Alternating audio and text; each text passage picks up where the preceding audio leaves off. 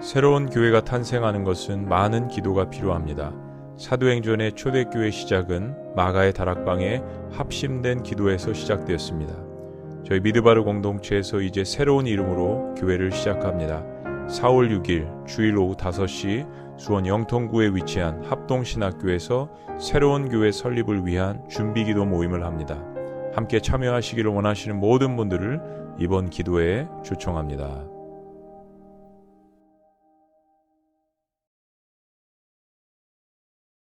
오늘 하나님께서 우리에게 주신 말씀, 우리 여러분들이 이미 암송을 하셨지만은 우리 다시 한번 우리 마태복음 6장 말씀 우리 함께 보시도록 하겠습니다. 6장 9절에서 13절. 이번 시리즈 가운데서 여러분들이 확실하게 우리 주기도문에 대해서는 난 주기도문은 이제 자신 있다. 하나님께서 우리에게 왜 가르쳐 주셨는지 그 의미를 알겠다라는 그런 마음으로 주기도문을 여러분들이 확실하게 대하셨으면 좋겠습니다. 마태복음 6장 9절에서 13절. 그러므로 시작. 그러므로 너희는 이렇게 기도하라. 하늘에 계신 우리 아버지여, 이름이 거룩히 여김을 받으시오며 나라의 임하옵시며 뜻이 하늘에서 이루어진 것 같이 땅에서도 이루어지리라. 오늘 우리에게 일용할 양식을 주옵시고 우리가 우리에게 죄 지은 자를 사하여 준 것 같이 우리 죄를 사하여 주옵시고 우리를 시험에 들지 말게 마옵시고 다만 악에서 구하옵소서. 나라와 권세와 영광이 아버지께 영원히 있사옵나이다. 아멘. 우리 한번 따라해 보시죠. 오늘. 오늘날이라는 말과 오늘이라는 말이 다르거든요. 근데 오늘 우리에게 일용할 양식을 주옵소서. 그게 맞습니다. 그래서 개역개정에는 오늘이라고 돼 있죠.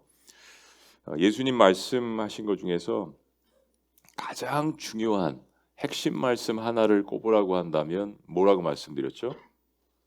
산상수훈의 팔복.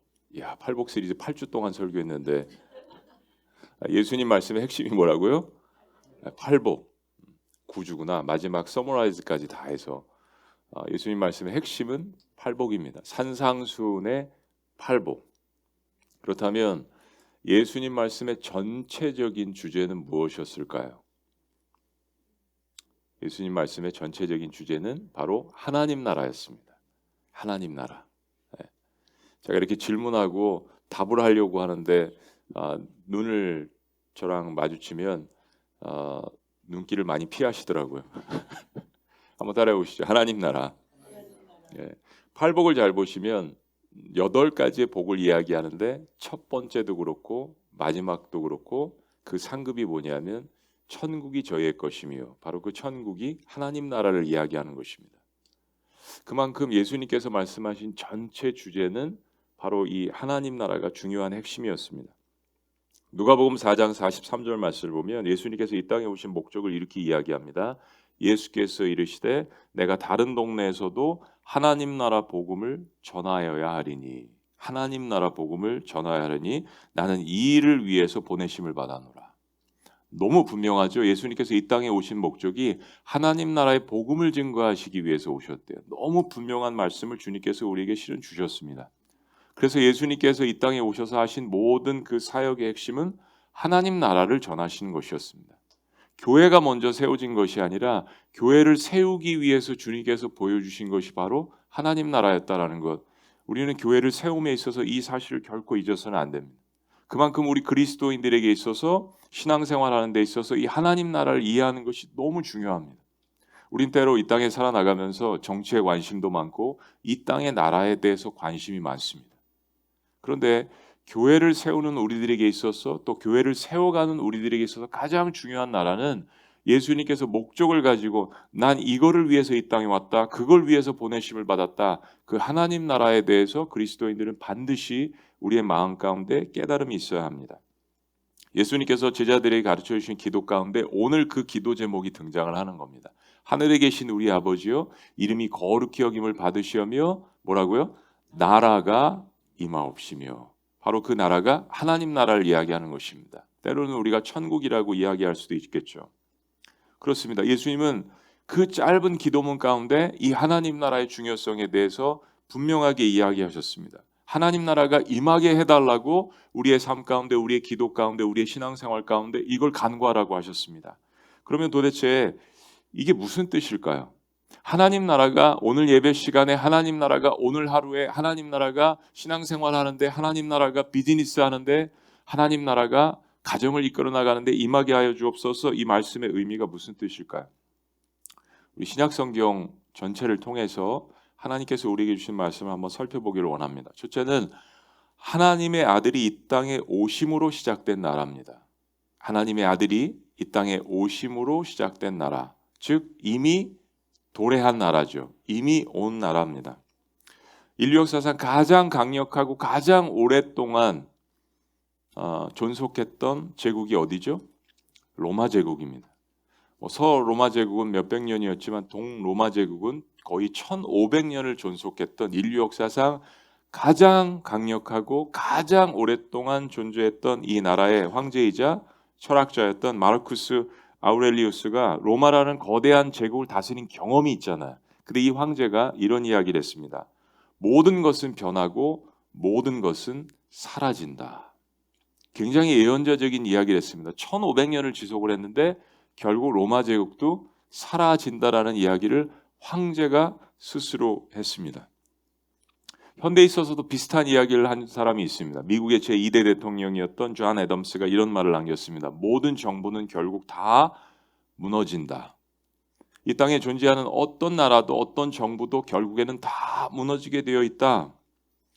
하나님의 아들이신 예수님께서도 나라에 대해서 이야기하셨습니다. 이 나라는 로마 제국도 아니고 그리스 문명도 아니고 로마 제국만큼 강력했던 몽골 제국도 아닙니다.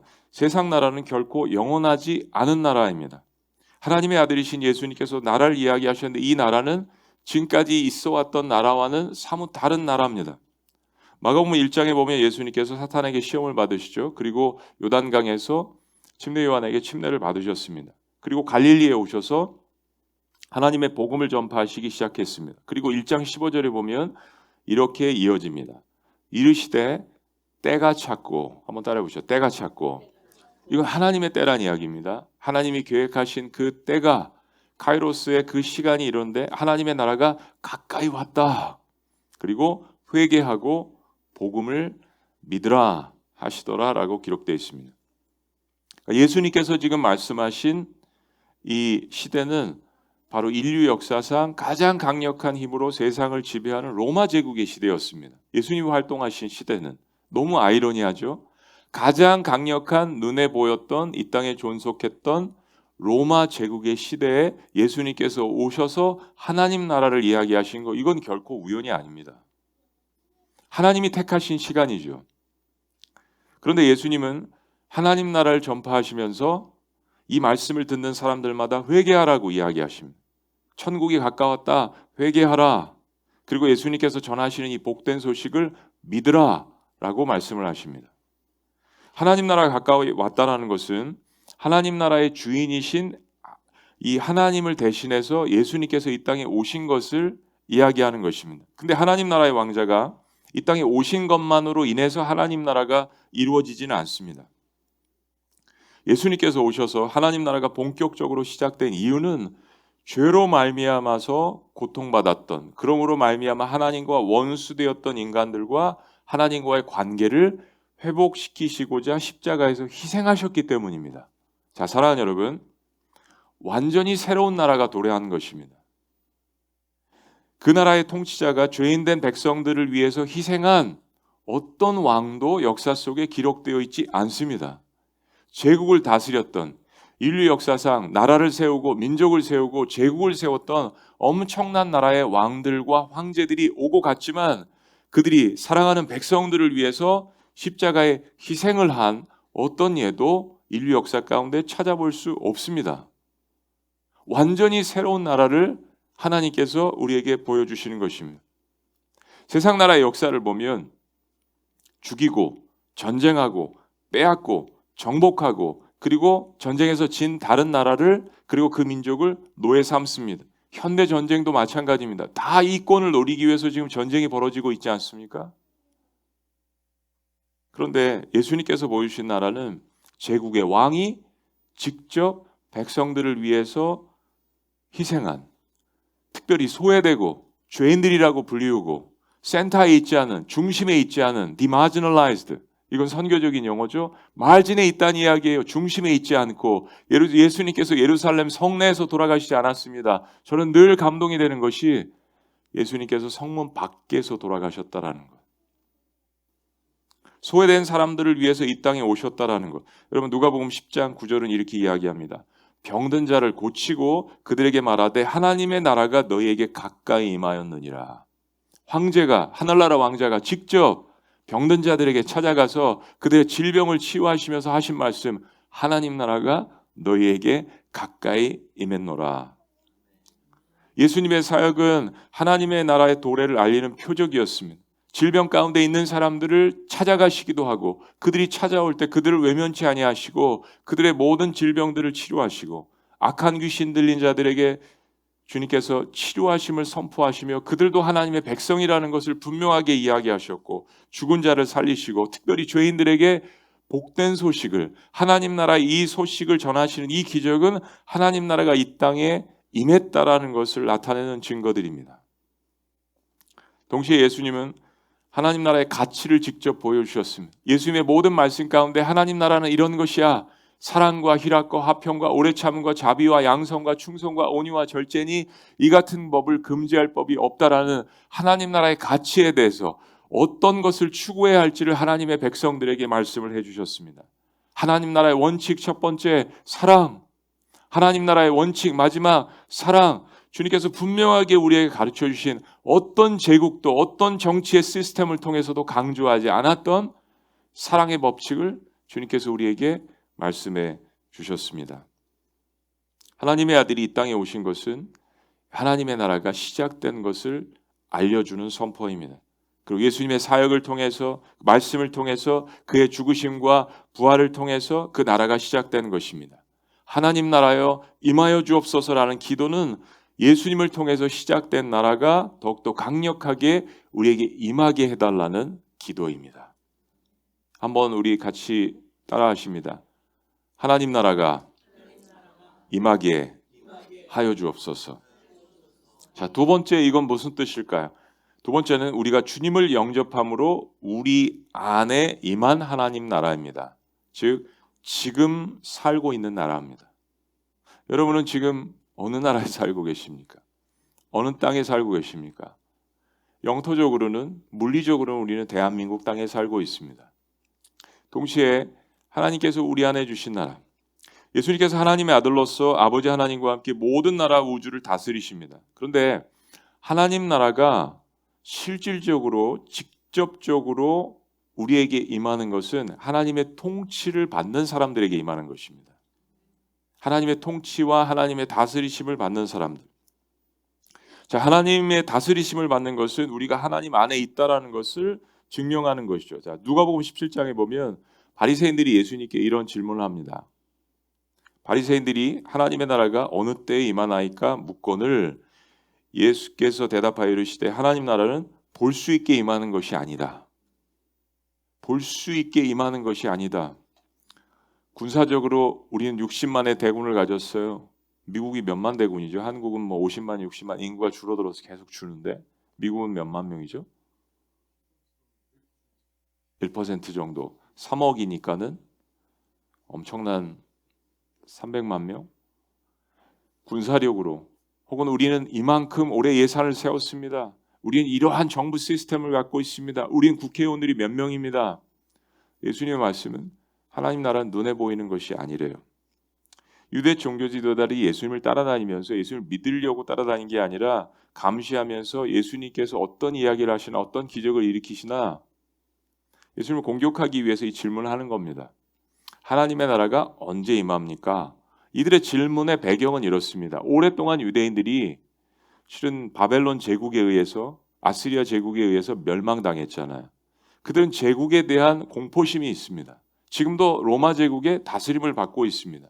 그래서 메시아 사상이 그들이 포로 생활할 때 발전이 되었습니다. 강력한 이 하나님께서 보내시는 엄청난 힘을 가진 그 메시아가 와서 우리를 구원해 주실 거야. 군사적인 왕권을 가진 메시아는 기름 부음 받은 자라는 뜻인데 이 그리스도가 와서 우리를 이 세상의 압제에서 구원해 줄 거야. 일부분은 맞는 이야기죠. 강력한 왕을 원했습니다. 다시 한번 과거 이스라엘 백성들이 타락했을 때 왕을 요구하는 것처럼 이제는 또 다른 하늘에서 오는 왕을 요구했던 거죠. 그런데 예수님의 말씀은 하나님 나라는 눈에 보이는 것이 아니래요. 21절은 이렇게 이야기 이어집니다. 또 여기 있다 저기 있다고도 못하리니 하나님 나라는 너희 안에 있느니라. 너희 안에 있느니라. 예수님은 하나님 나라가 눈에 보이는 세상적인 개념이 아닌 저와 여러분들의 마음 가운데 있다라고 이야기합니다. 여러분 한번 마음을 한번 들여다보시죠. 정말 하나님 나라가 있나? 예수님께서 하나님 나라가 눈에 보이는 세상적인 개념이 아닌 우리 마음 안에 있다라고 하시면서 마태복음 12장 28절에 이런 말씀도 하십니다. 그러나 내가 하나님의 성령으로 귀신을 쫓아내면 하나님의 나라가 이미 너희에게 임하였느니라. 여러분 그 당시에 귀신 들렸다라는 것은 하나님의 저주를 받은 사람들이라고 여겨졌습니다. 우리 복음서에서 거라사의 광인 있잖아요. 사람들이 접근하지 못할 정도로 엄청난 군대 귀신, 막달라 마리아, 일곱 귀신. 그러니까 사람들은 귀신 들린 사람들을 터부시했습니다. 그들이 가까이 가기를 원하지 않았습니다. 근데 예수님께서는 육신의 질병을 가진 사람들도 치료하시면서 더불어 정신적인 질병 혹은 귀신의 공격을 받아서 귀신에게 포제스된 귀신 들린 사람들을 치료하시면서 놀라운 선언을 하셨습니다. 성령으로 귀신을 내어쫓고 그들 안에 하나님 나라가 임한다라고 이미 임했다라고 선포를 하십니다. 이건 깨끗해졌다는 이야기예요. 이 사람 하나님의 백성이라고 선포를 하시는 겁니다. 도대체 유대인들은 이해할 수가 없었습니다. 도대체 저가 누구이기에 죄인들을 용서한다라고 이야기하기도 하고 우리가 그토록 원하는 하나님의 나라가 임했다라고도 이야기를 할까? 이건 세상 사람들의 개념으로서는 이해할 수 없는 것이었습니다. 어떻게 저렇게 더럽게 귀신 들린 사람에게 귀신을 내쫓으면서 하나님 나라가 저 사람에게 임했다라고 이야기할 수 있을까? 예루살렘 성내에 들어올 수 없는 나병 환자들에게 어떻게 치유하시면서 하나님 나라가 임했다라고 이야기할 수 있을까? 악한 사탄의 세력이 장악하는 것은 탱크나 미사일이 아닙니다. 바로 우리의 마음입니다. 어둠의 세력에 장악당한 권력자들의 그 마음, 그 욕심, 그 탐욕, 실은 우리 인간의 마음이 장악당한 그 상태를 통하여서 전쟁이 일어나고 사륙이 일어나고 온갖 악한 일들이 일어나는 것이 아니겠습니까? 그런데 주님께서는 우리의 마음에 악을 몰아내시고 그 마음에 하나님 나라를 임하게 하신대요. 그것이 바로 복음을 받아들인 자들의 축복입니다. 마태복음 5장 3절. 그래서 첫 번째로 이야기하신 거예요. 심령이 가난한 자는. 그리고 우리는 이 말씀을 배웠습니다. 뭐라고요?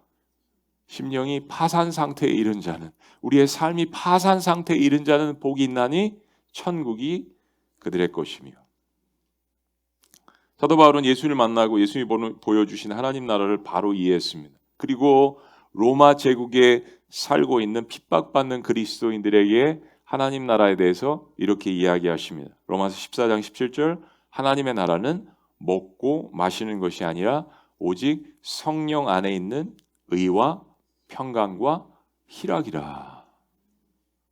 너무 아이러니하죠. 로마 제국에서 지금 핍박받고 있는 그리스도인들에게 하나님 나라가 도래할 것인데 하나님 나라는 먹고 마시는 것이 아니래요. 눈에 보이는 이 세상에 있는 그런 것들이 아니라고 이야기하십니다. 우리의 심령 안에 주시는 평강과 정의와 기쁨이라고 이야기하십니다. 이 세상 나라가 이런 것들을 추구할 수는 있지만, 이런 것들을 복지라는 개념으로 추구할 수는 있지만 결코 줄 수 없는 것들. 어떤 시대보다도 정치가 발달했고 경제가 발달했고 문화가 발달했지만, 의학이 발달했지만 어떤 시대보다도 사람들은 정신질병에 시달리고 있습니다. 어떤 시대보다도 우리의 입을 즐겁게 하고 우리의 귀를 즐겁게 하고 우리의 눈을 즐겁게 하지만 어떤 시대보다도 사람들 마음 가운데는 기쁨이 사라지고 있습니다. 2000년 전 로마 제국도 마찬가지였습니다. 하나님의 나라는 이 세상 나라가 추구하는 먹고 마심에 있지 않습니다. 그것은 심령 안에 주님이 주시는 정의, 평강, 기쁨, 희락. 하나님 나라가 임하게 하여 주옵소서라는 이 기도는 하나님께서만 주실 수 있는 것들이 있다라는 것을 분명하게 이야기하시는 것입니다. 여러분 마음 가운데는 어떤 하나님께서 주시는 선물과 축복을 간절히 원하십니까? 주님, 제 마음에는 평강이 없습니다. 하나님만이 줄 수 있는 평강을 주옵소서. 주님, 제 마음 가운데는 기쁨이 없습니다. 주님, 하나님만이 주시는 기쁨을 제 안에 주시옵소서. 하나님, 제 마음 가운데는 용서가 필요합니다. 하나님만이 줄 수 있는 용서를 주옵소서. 하나님, 제 마음 가운데는 사랑이 필요합니다. 하나님, 제 마음 가운데는 온유가 필요합니다. 결코 이 세상 제국이 줄 수 없는 것들, 하나님 나라는 여기 있다 저기 있다 하는 것이 아니라 너희 안에 있느니라, 우리의 마음 가운데 풍성하게 채워주시는 이미 우리에게 도래한 그 나라, 그 나라를 붙들고 하나님 나라가 임하게 하여 주옵소서라는 이 기도를 주님 앞에 외치시는 저와 여러분들이 되시기를 주의 이름으로 축원합니다. 마지막 세 번째, 마지막 시대에 우리가 갈 새 하늘과 새 땅으로 올 하나님 나라, 즉 앞으로 가야 할 나라죠. 여러분, 우리가 이 땅에 살고 있는 한국이나 혹은 미국에서 오신 분들도 있는데 미국 나라 영원한 시민권은 아닙니다. 때로는 그 시민권을 얻기 위해서 애를 쓰고 힘을 써야 되는, 지금 우리나라 이 땅에도 200만 명 넘는 외국 근로자들이 있습니다. 여러분, 아시아에서 한국 시민권을 따는 것은 별따기입니다. 그리고 그들의 소망입니다. 옛날에 우리가 아메리칸 드림 이야기했지만 지금 아시아에서는 한국이 그렇게 됐어요. 그런데 영원한 시민권이 아니죠. 저렇게 핍박받는 그리스도인들의 소원 중에 하나는 예수님께서 다시 오실 것에 대한 소망이었습니다. 주님, 우리가 이렇게 핍박 가운데 있고 고통 가운데 있는데 주님 언제 오시죠? 너무 간절했습니다. 이게 왜냐하면 너무 고통스럽고 힘드니까. 그리고 이 종말 신앙으로 그들의 어려움을 이겨나갔습니다. 고난받는 사람들의 특징을 보면 천국의 도래를 원합니다. 주님의 종말을 원해요. 저도 살아가면서 어떤 때보다도 지난 8개월 동안 주님 빨리 오셨으면 좋겠다라는 기도를 너무 간절하게 했습니다. 빨리 천국에 가고 싶다, 하나님 나라가 빨리 임했으면 좋겠다라는 기도를 정말 간절하게 하더라고요. 근데 자, 여러분, 내일 직장에 승진해요. 내일 셋째 아이가 태어납니다. 여기 아이 둘 갖고 계신 분들. 내일 개 타요. 다음 주에 주식이 올라갑니다. 여러분이 원하는 대로 사업이 일취월장을 합니다. 계획대로 모든 일들이 다 잘 되어가는 것 같아요. 정말 마음 가운데 그런 순간에 하나님 나라가 지금 빨리 왔으면 좋겠다. 우리 마음에 임한 하나님 나라가 아니라 예수님께서 딱 지금 인류의 종말을 알리시면서 오셨으면 좋겠다라는 마음이 우리 안에 있을까요? 아니, 저도 없어요, 여러분. 교회가 지금 막 성장하고 있어요. 막 사람들이 전도하고 여러분이 기도한 대로 정말 여기가 하나님 나라 같고 막 부흥하고 마가의 다락방이고, 주님 1년 후에 좀 오시면 안 돼요? 그렇잖아요, 여러분.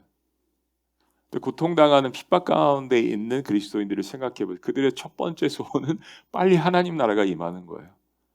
로마 제국에서 얼마나 큰 핍박들을 받았습니까?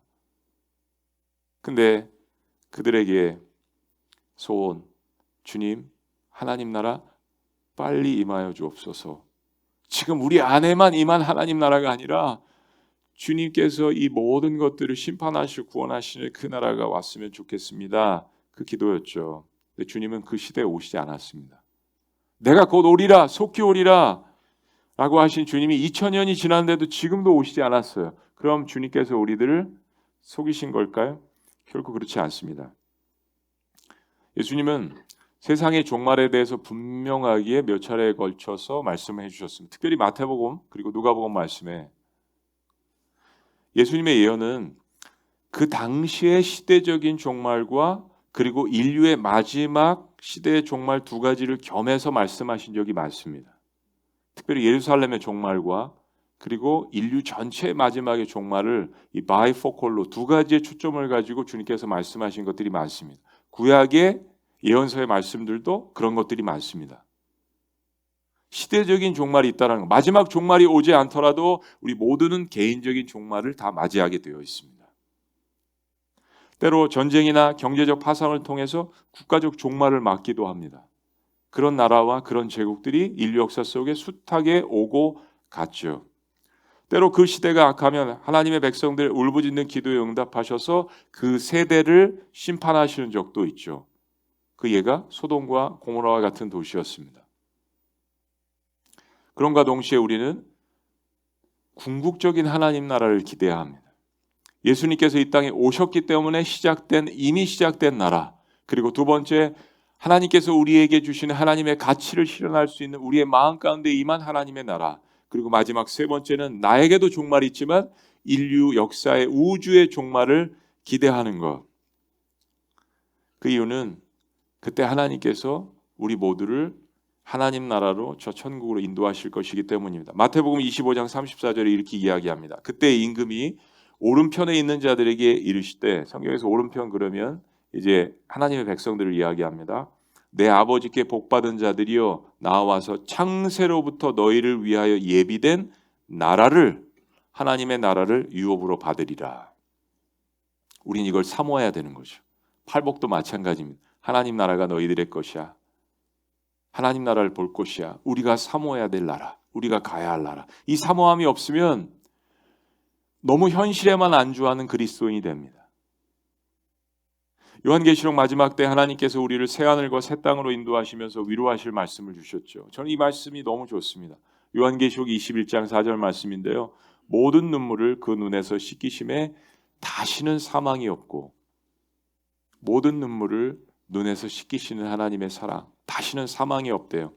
애통하는 것이나 곡하는 것이나 아픈 것이 없답니다. 처음 것들이 다 지나갔음이로라. 여러분, 이 말씀을 여러분의 고난 가운데 사모하시기를 주의 이름으로 축복합니다. 우리가 궁극적으로 가야 할 나라, 하나님 나라, The Kingdom of God, 우리의 가슴을 뛰게 하는 나라, 우리가 소망을 갖고 나아갈 수 있는 나라, 아직 오지 않았지만 때때로 이 두 번째 나라의 그림자가 하나님의 은혜를 통해서 우리의 삶 가운데 나타납니다. 그림자를 통해서 그 맛을 하나님께서 보여주시는 거예요. 극심한 고난 가운데 있는 그리스도인들에게, 살 소망을 잃어버린 사람들에게 하나님 나라의 그 맛을 우리들에게 보여주실 때가 있습니다. 저는 예수님께서 하나님 나라의 그 모습을 염두에 두시고 보여주신 대표적인 기적을 오병이어의 기적이라고 생각합니다. 오병이어의 기적은 사복음서에서 다 언급될 정도로 너무 중요한 기적이었습니다. 하나님 나라가 어떤 나라라는 것을 보여주는 요소들을 다 갖추어 있는 그러한 기적이었습니다. 예수님께서 하루 종일 예수님을 따라다니던 무리들에게 말씀을 가르치셨습니다. 누가복음 9장은 이 오병이어를 기록하고 있는데 그 주제가 하나님 나라였다라고 이야기합니다. 여러분, 하나님 오병이어의 기적을 요한복음만 보시면 안 됩니다. 예수님께서 배고팠는데 그냥 먹이셨다, 복지국가만 이루시려고 그렇게 착각하는 사람들이 있습니다. 그거 아닙니다. 동일한 기적을 기록하고 있는 누가복음은 하나님 나라를 가르치고 계셨다라고 이야기합니다. 성경은 그곳이 빈들이라고 이야기합니다. 한번 따라해 보시다. 빈들, 미드바르, 광야를 이야기하는 것입니다. 물리적으로도 빈들이고 광야였지만 이 백성들이 피폐해져 있다라는 것을 이야기합니다. 어떻게 해요? 목자 없이 유린하는 양들처럼 여겨주셨다라고 이야기합니다. 그래서 불쌍히 여기셨다라고 이야기합니다. 마가복음은 예수님께서 그들을 불쌍히 여기셨다라고 기록합니다. 마태도 그렇게 기록합니다. 그들이 영적으로 피폐한 상태를 간파하신 거죠. 그래서 말씀으로 먼저 먹이신 겁니다. 특별히 그 주제는 하나님 나라였습니다. 로마 제국도 아니고 이스라엘의 회복도 아니고 하나님 나라를 가르쳐 주셨습니다. 그리고 예수님께서는 그들의 굶주림을 보셨습니다. 그리고 제자들에게 먼저 요청합니다. 이게 이상한 겁니다. 아니, 그냥 예수님께서 말씀 한 말씀 하셔가지고 다 먹이실 수 있잖아요. 근데 예수님은 무엇인가를 단서를 찾으셨습니다. 뭐라고 말씀하셨죠? 너희가 먹이라. 예수님은 영적으로 그리 피폐한 상태를 보셨고 제자들은 자기네들도 배가 고프니까 먹을 것을 요청했습니다. 근데 예수님의 답변은 너희가 먹이라라고 이야기하셨습니다. 계산 빠른 빌립이 돈으로 계산하면서 남자만 5천 명을 먹이는 것 이거 거의 불가능하다라고 이야기했습니다. 이 땅의 나라의 수학은 그럴 수밖에 없습니다. 주님께서는 이 모든 것들을 보게 하신 거죠. 그런 와중에 안드레가 한 아이를 데려왔습니다. 그리고 그 아이가 가져온 곳에서는 바로 떡 5개와 물고기 2마리가 있었습니다. 어머니가 저녁까지 예수님 따라다니면 힘들 테니까 도시락을 싸줄 수도 있었을 거고 가족 전체가 먹을 식량을 이 아이가 믿음으로 가져왔는지도 모르겠습니다. 마이크 들고 5천 명에게 다 여러분 뭐 먹을 게 있습니까? 라고 물어봤을 수도 있지만 제자들이 아마 군데군데 가서 물어봤을 거예요. 그때 안드레가 이 소녀를 데려왔습니다. 빌립은 계산하는 데 여념이 없었고 안드레는 뭐라도 가져왔습니다. 예수님께서 아무런 리소스가 없이도 기적을 일으키실 수 있지만 언제나 우리의 믿음을 보십니다. 그 클루, 그 겨자씨를 주님께서 찾고 계시는 거예요. 빌립을 시험하셨다는 말씀은 모든 제자들에게 해당됩니다.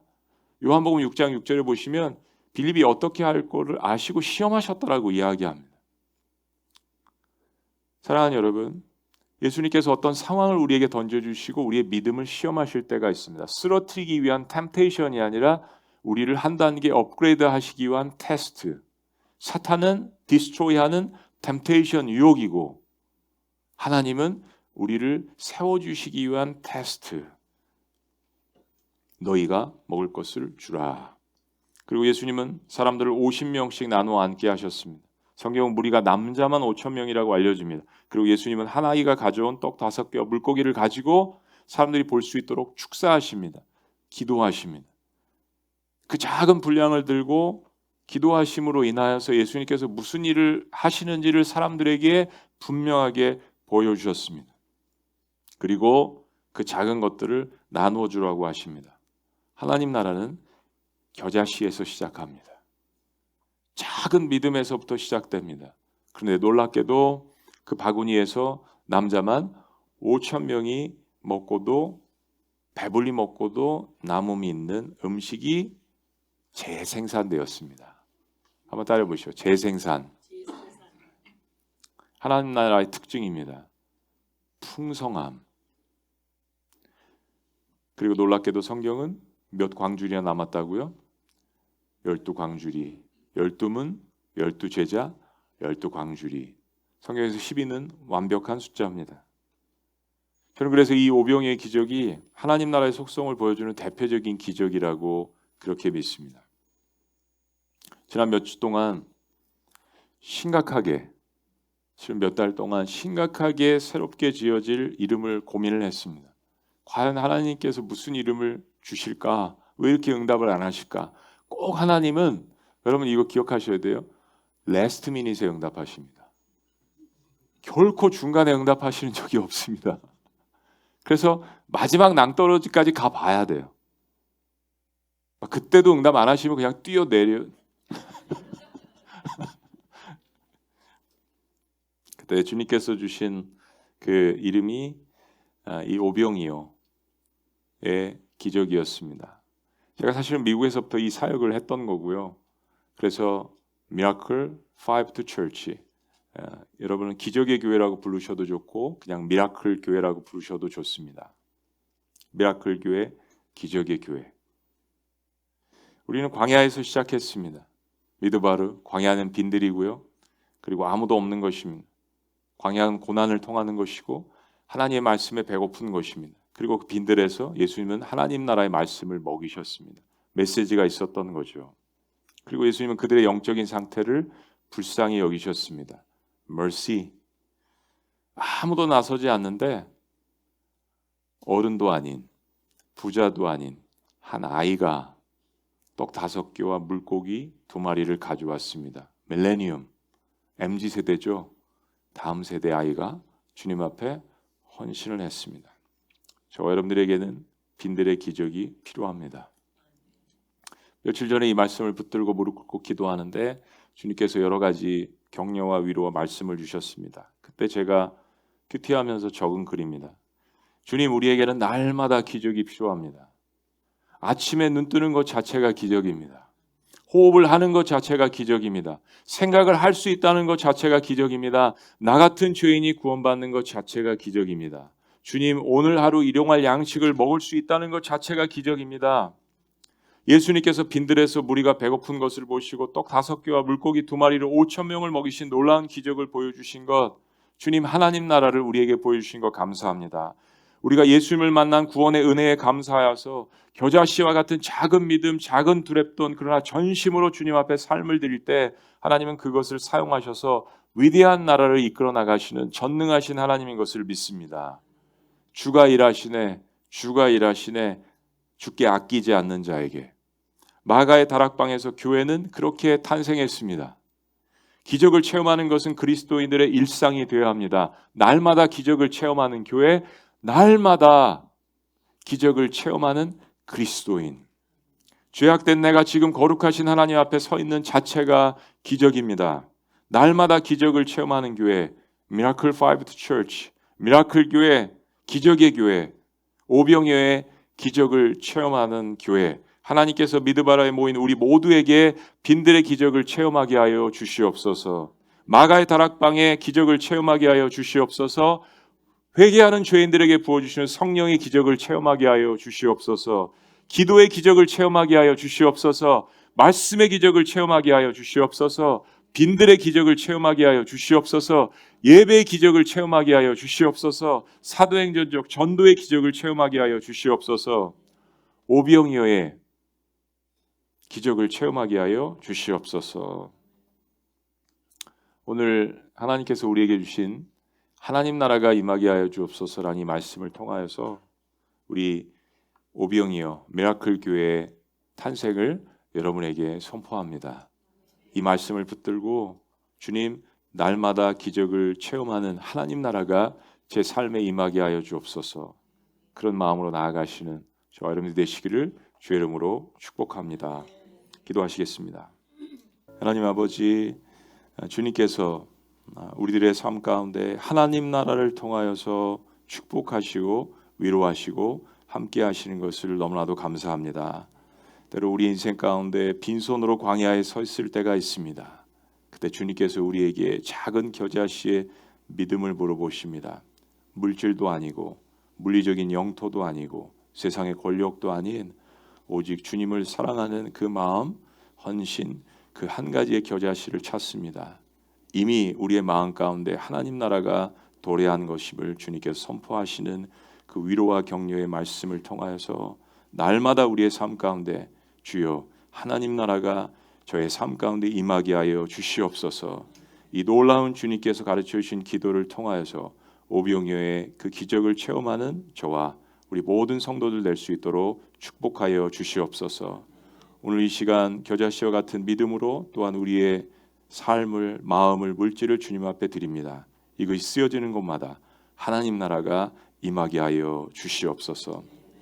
이제는 우리 주 예수 그리스도의 은혜와 하나님 아버지의 극진하신 사랑과 성령님의 감화교통 역사하심이 하나님 나라가 이미 우리의 삶 가운데 임했고 우리의 마음 가운데 임했으며 그리고 계속해서 주님의 일을 감당하다가 지치고 힘들어할 때마다 내가 가야 할 영원한 하나님 나라를 바라보며 주의 사역을 감당하며 오병이어의 놀라운 기적을 기대하며 그리고 우리가 세워갈 미라클 철치를 바라보며 주님 앞에 헌신하며 나아가는 주의 모든 백성들의 마음과 삶과 결단과 섬김 위에 지금부터 영원토록 함께 하시기를 간절히 축원하옵나이다.